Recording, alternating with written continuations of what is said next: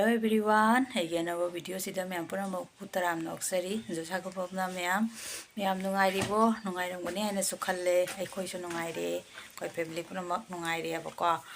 mayam ngasidi bihu ne abako moi Assamese ki jam chawraba program amne moigi kamai hani moigi de so program amne do moi si matamse pitha hauba khotpa jam haure do aisu pitha haubo se ahamba first time try taudoine abako adugi pitha do akoi jumdegidi ko mama chichi oi hauraga dum charakpa ko ado aina de amtang u try taude handak se first time amtum ai adugi pitha do akoi gi chahau gi tangi chahau cheng do tingdo ga jam toraga do jubi phumaga natraga na moigi thoiding ga habaga tobom leyabako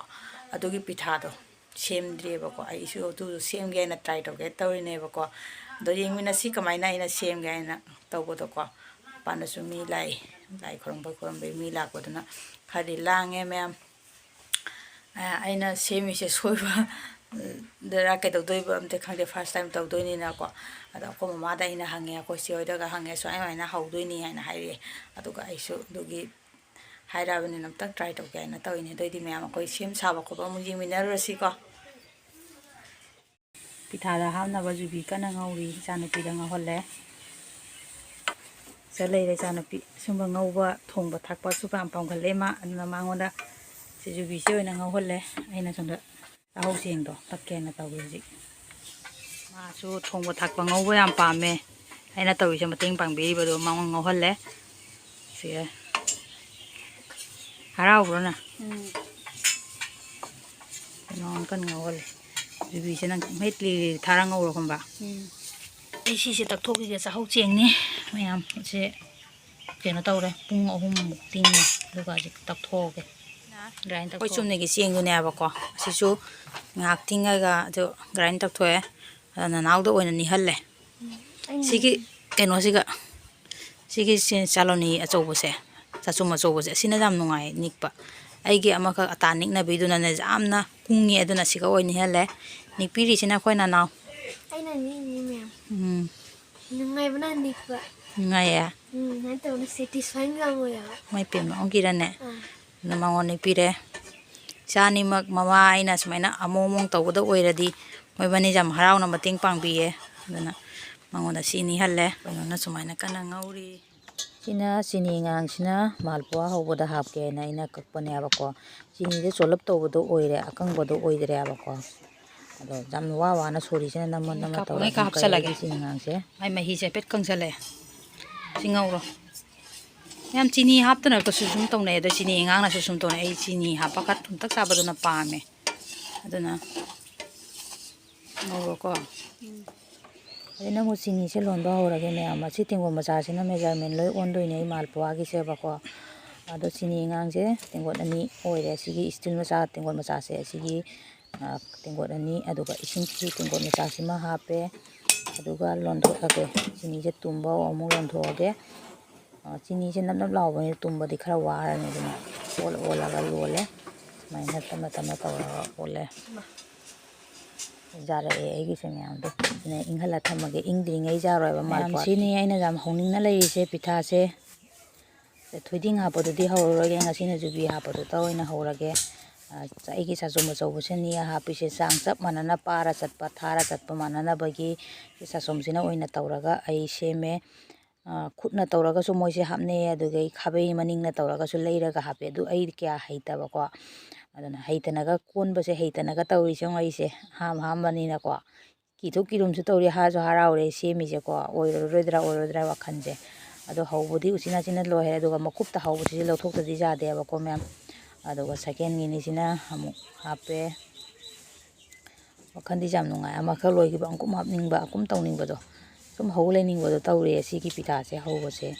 yoi chamos maning sina sumai tara sarla lakhole aduga tasandoi mi se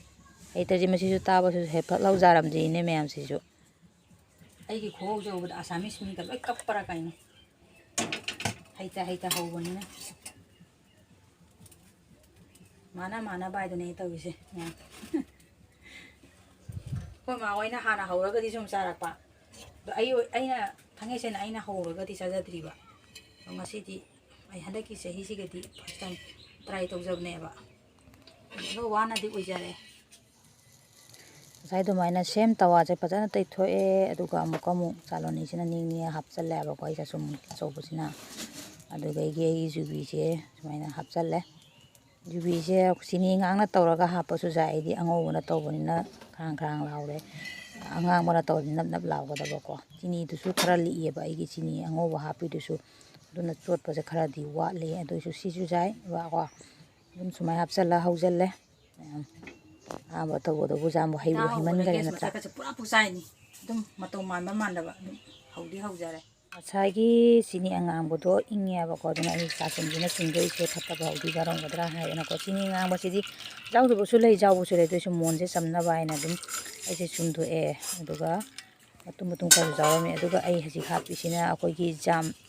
chengi jam do khoi sumne gi chak cha ba cheng do adu gi jam do ni kap ani taxi ting poche ai ting poche ani di hapchan gare ha ba hape phaja mix tawre kum ani mu hape am komu ajana mix tawre se matum je jaw dana ba mix se tawre duga china ahum lak su gi tinggot ahum ni ko ai chengi jam do hapi se ado phaja thile do hasi hapi sina moida ni moida se hapna cheng atana tawra hoba jai ba kuina thamja de ba ko lady 3 do ai haji moida je hap lo ji suji ni tinggot khangai adagi ata moida do tinggot khangai si hapaga hore ina soi soi law bu su he mani kuina su thamba ya ba ko amado era ching atagi dana jam duna hora di kan bani ya ba ko sa sa na chaba bu di hawa loge loge dum chaba do adagi ai happy sina amul piket macha ma hapchal lupa tarabi video do ma hapchale haw he na bani da mayam haptra su sum jaye ado si mix phaja tawlo raga ai haji happy se baking powder khara hapchalle isamo se pura big thalan de flat ni aba ko ado ma hapchalle aduga mix tawre phajana do igi thi cheng ge sab chare ado singa pothola thamonge kai matung da mu jenge jara dro daran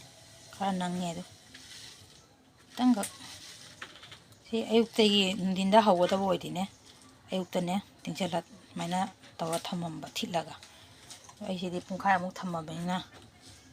hawrage kitang kap nangada male ai gi thang hapsange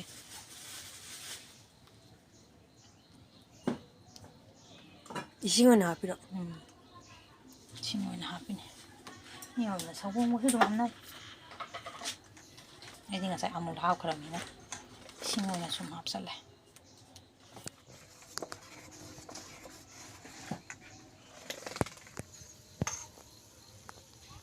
Mama Malpua Houbire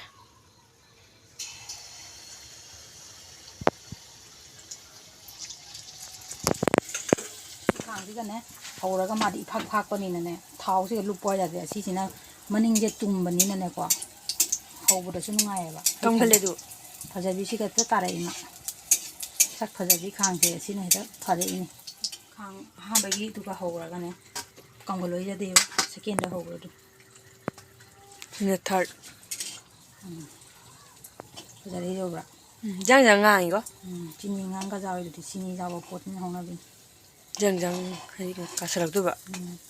hayeng ga oina ga horam ba khara kul ke thang me phajaga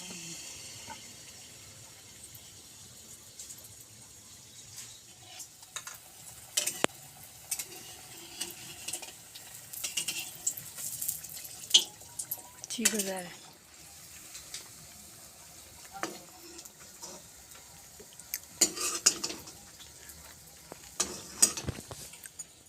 ma'am एगी मालपुआ का पिठा का से लोरे ma'am हावरदरा होबदा मोंग से खगा मालाबा ma'am test तौरा पिठा से mama first time हावरिनी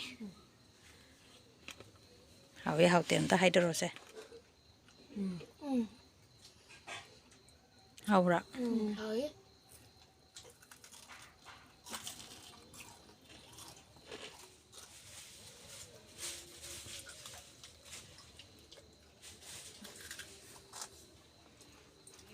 Sagi ya pokok.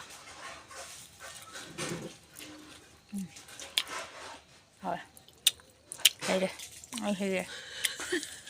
Nó nói không? Ai hay kìa. Mà nung sẽ làm chút thum đập ạ. Làm chút xăm đập ạ. Sắp ra đây chụp bia bây giờ. Hao là bạn. Cảm ơn vậy. Okchari hao. Kaya nga, Sino mo ito? Eigi Malpua Houba Pitha Houba video se mayamna nungcbiduna nungcbiduna channel Ashibu subscribe taubiram amasung like taubiram memini di kai haningi kamana hauba hele Ay, ani mo gahaw. Ano mahal? Kaya kaya na rin. Makinom di haya ito rin. kai haningi no kaure jadi mayam mathang video da mu thingnarasi ko ngasi gi swai siga Bye.